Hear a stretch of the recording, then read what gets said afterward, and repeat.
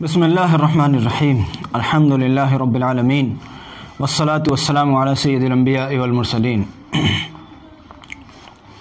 آج Sunday comments کا 30واں episode لے کر ہم حاضر خدمت ہیں۔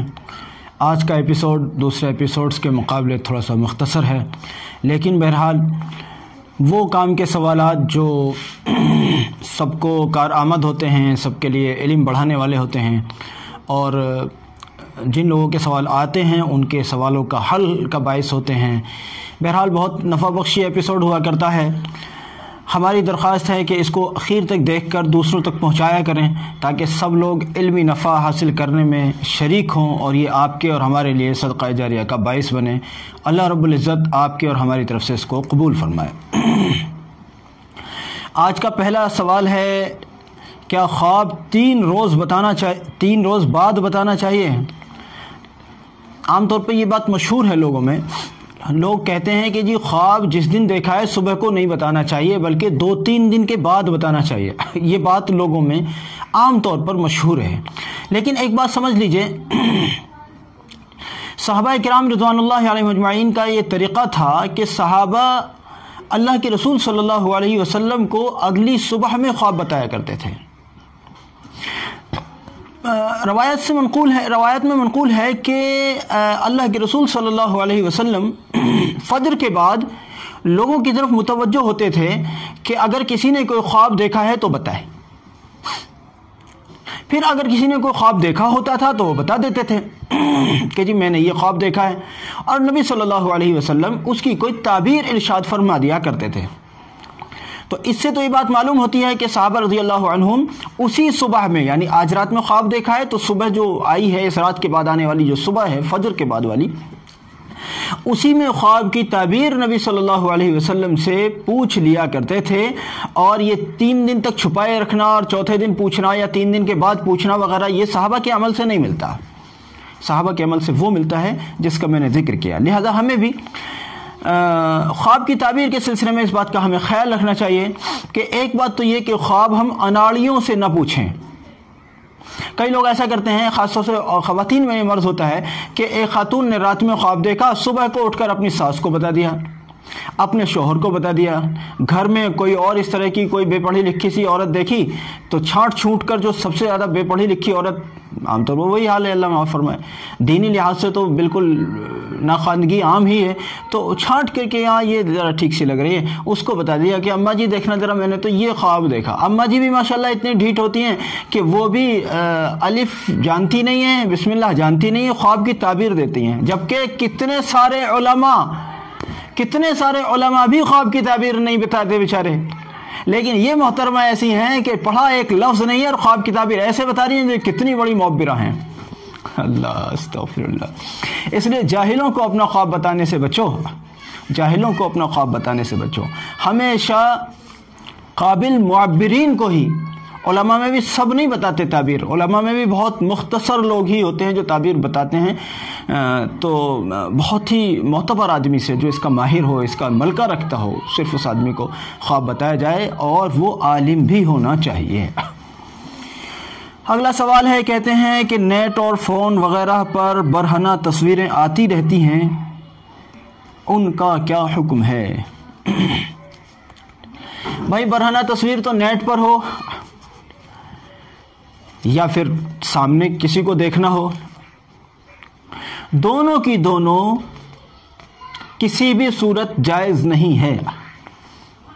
نیٹ پر ہو، فون پر ہو، کسی فلم میں ہو، کسی سیریل میں ہو، کسی ناٹک میں ہو، کسی ڈرامے میں ہو، یا بازار میں ہو، گلی کوچے میں ہو، گھروں میں ہو، کسی عورت کو یوں دیکھنا کسی صورت جائز نہیں ہے۔ آپ ایک بات سمجھ لیجئے، اسلام کا یہ فارمولہ ہے کہ عورت کی عزت اس طرح سے کی جائے گی کہ اس کو دیکھ کر اپنی نگاہوں کو جھکا لیا جائے، یہ عورت کی عزت ہے۔ عورت کا ان کفار کی طرح سے عورت کا یہ ٹکٹکی باندھ کر دیکھتے رہنا، یہ عورت کی توہین ہے۔ اس لیے ہمیں قرآن و حدیث میں حکم دیا گیا ہے کہ اگر غلطی سے کسی عورت پر نگاہ پڑ جائے تو اپنی نگاہوں کو جھکا لو۔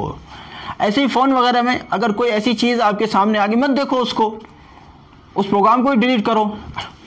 لیکن کوئی بہت ضروری پروگرام آپ دیکھ رہے ہیں مان لیجئے، چونکہ آج کل ایڈ کی شکل میں ہر جگہ وہی سب دیکھ رہے ہیں، ہم تو دیکھتے ہیں اس چیز کو کہ ہر جگہ وہی سب، تو اس کو کسی طرح سے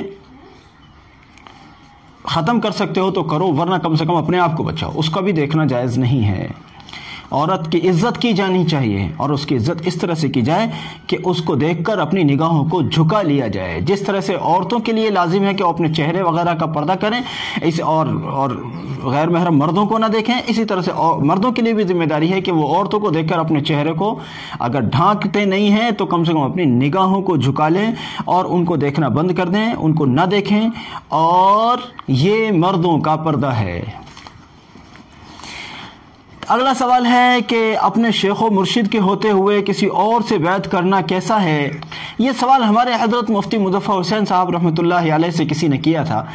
حضرت نے فرمایا کہ کیا ایک عورت ایک ساتھ میں دو مردوں کے نکاح میں رہ سکتی ہے؟ حضرت کا جواب بتا رہا ہوں. اس آدمی نے اپنے آپ کو حوالے کر دیا اپنے شیخ و مرشد کے، اور شیخ سے اس کی اصلاح ہو رہی ہے. بے وجہ دوسرے شیخ کی طرف جانا بالکل نہیں. ہاں البتہ ہمارے حضرت مولانا اطہر صاحب رحمۃ اللہ علیہ یہ فرماتے تھے کہ بھئی اگر آپ کی مجھ سے اصلاح نہیں ہو رہی ہے تو آپ کسی اور سے جا کے بیعت کر لیں. میں نے حضرت مفتی مظفر حسین صاحب رحمۃ اللہ علیہ کے بعد میں حضرت مولانا اطہر صاحب رحمۃ اللہ علیہ سے رجوع کیا تھا تو حضرت مجھ سے یوں کہا کرتے تھے کہ اگر بھئی آپ کی میرے سے اصلاح نہیں ہو رہی ہے تو آپ کسی اور سے بیعت کر لیں. میں کہتا تھا حضرت ایسی بات نہیں ہے، میں تو آپ ہی سے میرے کو فائدہ ہو رہا ہے. بہرحال اگلا سوال ہے، کہتے ہیں کہ چوری کی بجلی جلانا کیسا ہے؟ بھائی چوری تو چوری ہی ہے. آپ سمجھتے ہیں کہ چوری یہ بجلی تو گورنمنٹ کی پراپرٹی ہے اور گورنمنٹ کا مال تو ہڑپ کرنا نہیں. بھائی گورنمنٹ کے مال کو اپنا سمجھ لینا بھی قیامت کی نشانیوں میں سے ایک نشانی ہے. قیامت کی نشانیوں میں سے ایک نشانی ہے. اس لیے یاد رکھیے کہ بجلی یعنی چاہے چوری گورنمنٹ کی ہو، چاہے پبلک کی ہو یا کسی پرسن کی ہو، چوری تو چوری ہی ہے. اس لیے بجلی کی چوری جلانا بھی درست نہیں ہے. کسی بھی صورت بجلی کی چوری نہیں کی جائے. اور کئی بار ہم دیکھتے ہیں کہ لوگ یوں ہی بس بچانے کی فکر نہیں کرتے، جہاں میٹر نہیں لگے ہوئے ہوتے تو بچانے کی فکر نہیں کرتے، اور بس جل رہی ہے تو چل. بھائی بجلی کو بھی بچا کر جلائیے نا. اگر بچے گی کہیں اور کام آئے گی. فضول خرچی کسی بھی صورت جائز نہیں ہے. بجلی کو بچانا بھی ہے اور بجلی کا بل بھی ادا کرنا ہے. چوری جائز نہیں ہے. اگر چوری کے ہیٹر پر، چوری کے چولہے پر آپ نے کھانا بنایا اور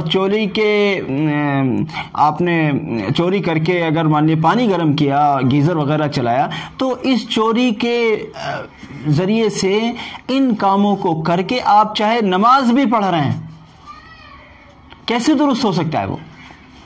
وضو تو آپ نے چوری کے پانی سے کیا ہے، پھر کیسے درست ہو سکتا ہے؟ کھانا تو آپ کا چوری کے ہیٹر پہ بنا ہے، اب پھر آپ نماز پڑھنے جا رہے ہیں، کیسے؟ بہرحال چوری نہ کی جائے، چاہے بجلی کی ہی کیوں نہ ہو. یہ نہیں کہ صاحب گورنمنٹ کا مال ہے. گورنمنٹ کا مال نہیں ہے، پبلک کا مال ہے. گورنمنٹ کے پاس جو ہوتا ہے وہ پبلک کی پراپرٹی ہوتا ہے، لیکن پبلک کی ملک نہیں ہوتا اس طرح سے کہ استعمال کرنے کے لیے وہ گورنمنٹ اس کی نگراں ہے، مالک نہیں ہے، نگراں ہے. اگلا سوال ہے، کہتے ہیں کہ مسجد میں ڈسٹینس کے ساتھ نماز پڑھنا کیسا ہے؟ اب تو ڈسٹینس کی بات عجیب سی لگنے لگی. کسی بھی جگہ ڈسٹینس نہیں ہے. ٹرینیں بھی چل رہی ہیں، بسیں بھی چل رہی ہیں، میٹرو بھی چل گئی ہے دلی میں، اور جناب علی سارا کچھ چل رہا ہے. ابھی میں سفر میں جانے کے لیے بیٹھا ہوا ہوں، پتہ چل رہا ہے کہ سارا روڈ چل رہا ہے. میں کل سفر میں تو سارا روڈ چل رہا تھا، کوئی مسئلہ نہیں. کہیں کوئی ڈسٹینس دکھائی دینے کو تیار نہیں. لوگوں میں ماسک وغیرہ بھی دکھائی نہیں دے رہا ہے. اور تو پھر صرف مسجد میں ڈسٹینس کیوں؟ جب کہیں ڈسٹینس نہیں ہے تو مسجد کے ڈسٹینس کو تو ہمیں سب سے پہلے ہمیں مسجد کے ڈسٹینس کو ختم کرنا تھا. اور ہمارے جاہل متولی جو جاہل ہیں، صرف انہی کو کہہ رہا ہوں، ہمارے متولی جو جاہل ہیں وہ الاؤنس کرتے ہیں کہ ڈسٹینس بناؤ. جب سب جگہ ڈسٹینس ختم ہو گیا تو مسجد میں ڈسٹینس کیوں بنائیں؟ ہمارے نبی علیہ الصلوۃ والسلام کی تعلیم تو مل کر کھڑے ہونے کی ہے. یہاں تو مل کر کھڑے ہوئیے. ہاں اگر سبھی جگہ ڈسٹینس چل رہا ہو تو چلیے صاحب. اس وقت میں سب جگہ چل رہا تھا تو علماء کرام نے فتوے دیے تھے. اب جب سب جگہ کا ڈسٹینس ختم ہو گیا ہے، سب جگہ پر وقفہ ختم ہو گیا، دوریاں ختم ہو گئی ہیں، تو مسجد کا بھی. اور میں ایک اور چیز دیکھ رہا ہوں، لوگ ہاتھ نہیں ملا رہے، انہیں لگ رہا ہے کہیں کورونا لگ رہا. بھائی سارے کام ختم ہوئے، ہاتھ ملانے کی سنت سے کیوں دور ہو؟ حسبنا اللہ و نعم الوکیل کو ورد میں رکھو، ہاتھ بھی ملاؤ، معانقے بھی کرو۔ البتہ جہاں جس علاقے میں ابھی حالات ذرا سنجیدہ ہیں ان علاقوں میں تھوڑی سی احتیاط برت لو۔ الحمدللہ ہمارے علاقے تقریباً صاف ہو گئے ہیں، اللہ کا احسان ہے، تو یہاں کسی ڈسٹینس وغیرہ کو اب نہیں سمجھ آتا۔ اور باقی جہاں جن علاقوں میں کچھ ابھی پایا جاتا ہے کورونا، تو وہاں کے علاقوں کے لوگ احتیاط برتیں ابھی ذرا کچھ ہوتے ہیں۔ آخری سوال ہے، کہتے ہیں کہ قبرستان میں کیا پڑھنا چاہیے، یعنی ایصال ثواب کی خاطر کیا پڑھنا چاہیے؟ بھائی دیکھیے، پہلی بات تو قبرستان میں جا کر کوئی چیز پڑھنا فکس یہ نہیں ہے کہ صاحب یہی چیز پڑھنی ہے، وہ نہیں پڑھنی ہے۔ آپ کو جو موقع ہے وہ پڑھ لیجئے، درود شریف پڑھ لیجئے، قرآن کریم کی کوئی صورت آپ کو آتی ہے وہ پڑھ لیجئے، کئی ایک صورتیں آتی ہیں ان کو پڑھ لیجئے۔ اور البتہ دیکھ کر قرآن کے پڑھنے کو علماء نے مکروہ کہا ہے قبرستان میں، لیکن اس صورت میں آپ وہاں بغیر دیکھیں جتنا بھی قرآن آتا ہے، مان لیجیے آپ پر سورہ فاتحہ آتی ہے، آپ پر آیت الکرسی آتی ہے، آپ پر سورہ اخلاص، سورہ فلق، سورہ ناس، سورہ کافرون آتی ہے، یا اور صورتیں آتی ہیں، کوئی بڑی آتی ہے، کوئی چھوٹی آتی ہے، سورہ ملک آتی ہے، سورہ یاسین آتی ہے، آپ پر یہ چیزیں ماشاءاللہ یاد ہیں، آپ بغیر دیکھیں ان کو پڑھ لیجئے وہاں کھڑے ہو کر۔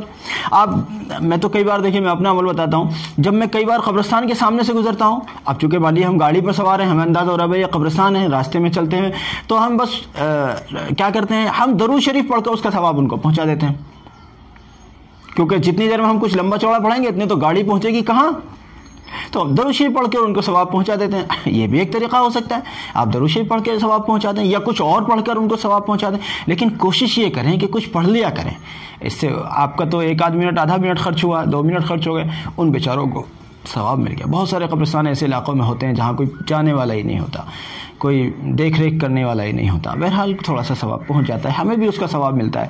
اللہ رب العزت ہماری اس کاوش کو قبول فرمائے، سب لوگوں تک اس کو شیئر کریں۔ جزاکم اللہ۔ السلام علیکم ورحمۃ اللہ وبرکاتہ۔